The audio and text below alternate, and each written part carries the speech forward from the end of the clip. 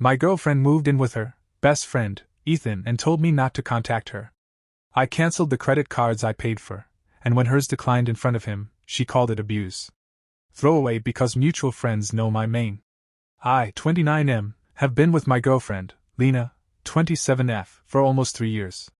Things weren't perfect, but I genuinely thought we were building towards something real. Talks about marriage, kids, the whole thing. I work in tech, make decent money. She's been between jobs for a while, doing freelance stuff that barely covers her expenses. Because of that, about a year ago, I added her to my credit card account. 2 cards in her name. We talked about it. She promised she'd use them responsibly, mostly for groceries, gas, emergencies. I trusted her. That trust started cracking when Ethan entered the picture. Ethan is her best friend from college. I'd heard the name before, but suddenly he was everywhere. Texts late at night. Inside jokes I wasn't part of. He just gets me, she'd say whenever I looked uncomfortable. I didn't love it, but I didn't want to be that guy. 3 weeks ago, she sat me down and told me she was moving out for a while. Not breaking up. Just needing space. Then she dropped the bomb. She was moving in with Ethan. I remember laughing at first because I genuinely thought she was joking. She wasn't. She said it like it was the most logical thing in the world. Ethan had a spare room, he was going through stuff too, and it would be emotionally healthy. When I asked what boundaries would look like, she got defensive. When I asked how long, she said she didn't know. And then, almost casually, she added, "Also, I think it's best if you don't reach out for a while. I'll contact you when I'm ready." That's when it clicked for me. Not emotionally, logically. She was asking for the benefits of a relationship without the accountability. She wanted my money, my stability, my silence, while she played house with another guy. I didn't yell. I didn't beg. I just said, "Okay." The next day, after she moved out, I called my credit card company and removed her as an authorized user. All of the cards were in my name anyway. I didn't cancel my account, just hers. Perfectly legal.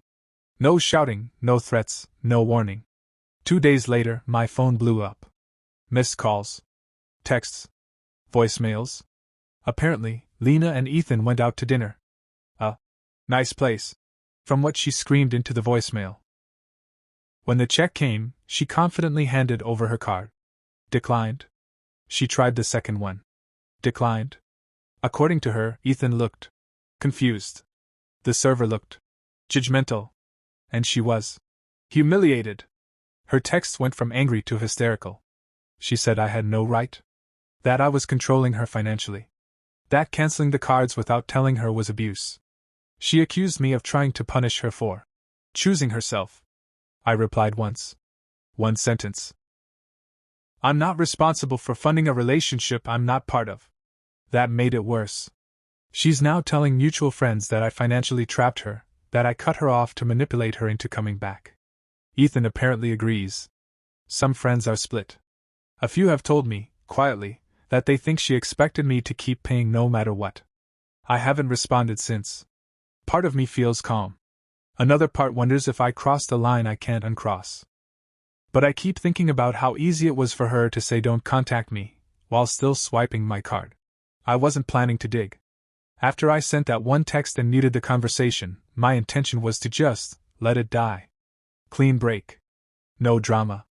No revenge spiral. I figured I'd feel worse if I went looking for more reasons to be hurt. But the credit card statement posted 2 days later. I logged in out of habit more than suspicion. Rent, utilities, my usual stuff. Then I saw a cluster of charges from the past month that didn't line up with anything she'd mentioned. Restaurants I'd never been to. Uber rides at weird hours. A boutique hotel charge, just one night, but still. And then something that made my stomach drop, a furniture store. Not IKEA. One of those places that sells statement pieces and charges like they're made of gold. At first, I thought maybe she'd bought something for us before the move. A couch, maybe, that she planned to surprise me with later. Then I checked the delivery address. Not my apartment. Ethan's place. I sat there staring at the screen longer than I'd like to admit. It wasn't just the money, it was the timeline.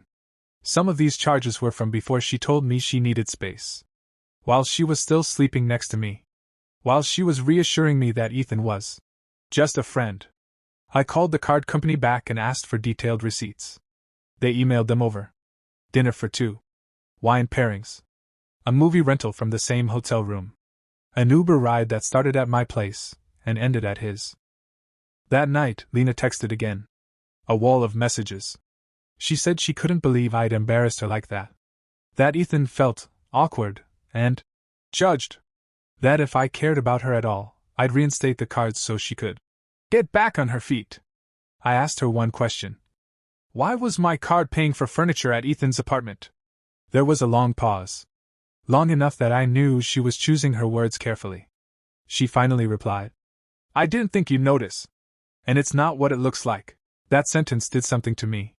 Because it was exactly what people say when it's exactly what it looks like. She tried to explain it away, said the couch was temporary. That she'd been spending time there, platonically, for months, that the hotel was just because they'd had a fight and needed space from each other, yes, each other. Then she flipped the script. She said I was invading her privacy by reviewing charges. That I was weaponizing finances. That normal boyfriends don't audit their girlfriends. She told me Ethan thought my behavior was a huge red flag. That's when I realized something important. She didn't feel guilty. She felt entitled. Entitled to my money. Entitled to my silence. Entitled to move on emotionally while keeping me on standby as a backup plan with a credit limit. I told her I wouldn't be reinstating anything. I also told her not to contact me again unless it was about picking up the rest of her things. She responded with one final message. You're really going to throw away 3 years over money? I didn't answer. Because it wasn't about money anymore. It was about respect, and how little of it she'd had for me long before Ethan ever swiped my card. I blocked Lena after that last text. Not dramatically, no announcement, no goodbye forever speech. I just woke up one morning, realized seeing her name still made my chest tight, and removed the option entirely. I figured that would be the end of it. I was wrong. 3 days later, I got a message request on Instagram from Ethan. I almost didn't open it. I stared at his profile picture for a solid minute, thumb hovering, heart doing that stupid thing where it beats faster even though you're just looking at a screen. Curiosity won. His message was polite. Too polite. Hey man. I know things are tense right now, but I think there's been a misunderstanding. Lena's really upset, and I thought maybe we could talk this out like adults. That alone annoyed me. Talk this out.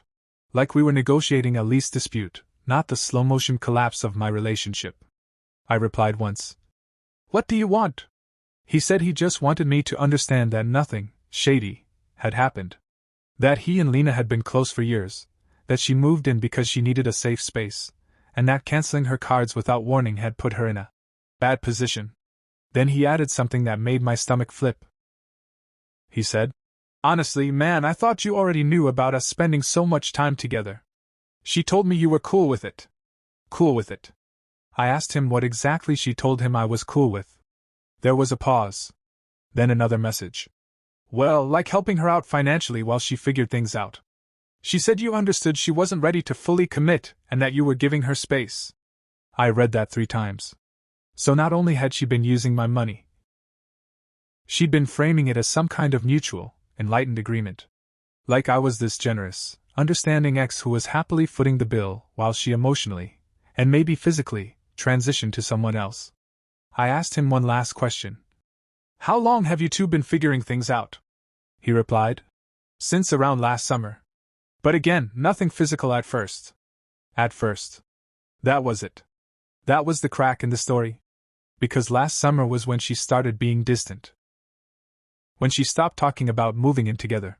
When she suddenly needed girls' nights and late freelance sessions. When she told me I was being paranoid for noticing. I didn't respond after that. But Ethan kept talking. Maybe nerves. Maybe guilt. He said he didn't mean to get in the middle. That he assumed I was on board because Lena said I was supportive like that. He even apologized for the dinner. For the card declining. For how awkward it was for him. That apology told me everything.